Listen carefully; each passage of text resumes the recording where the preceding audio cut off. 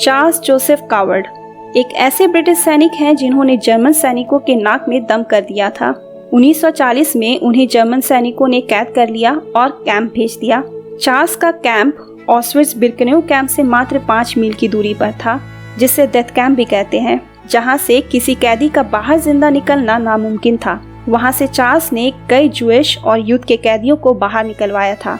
चूंकि वो जर्मन भाषा बहुत अच्छे से बोलते थे, इसलिए सभी ब्रिटिश कैदियों की तरफ से वही बात करते थे और इस वजह से भी उन्हें कैंप में बहुत छूट दिया गया था। कहा जाता है कि वो एक रात ऑस्विट्ज कैंप में छुपकर घुस गए थे और उस जगह उन्होंने रात भर छुप कर दौरा किया और फिर दूसरे दिन वहां से बाहर भी निकल गए थे। जहां उन्होंने जूइश लोगों से भरे हुए ट्रेन को कैंप में आते हुए देखा था, वो इन लोगों के लिए कुछ करना चाहते थे। चार्ल्स क्या करते थे ना कि जो लोग इन कैदियों पर नजर रखते थे उन्हें एसएस गार्ड कहते हैं। चार्ल्स इन एसएस गार्ड से चॉकलेट के बदले बेल्जियम, फ्रेंच मजदूर नागरिकों के लाशों को खरीदते थे और फिर इन लाशों से कपड़े और उनके दस्तावेज को निकाल कर जूइश को दे देते थे। फिर ये यहूदी लोग इस नए वेशभूषा को अपनाते थे और कुछ दिन बाद उन्हें कैंप से बाहर ले जाया जाता था। इस तरह से चार्ल्स ने कुल 400 लोगों को बचाया था।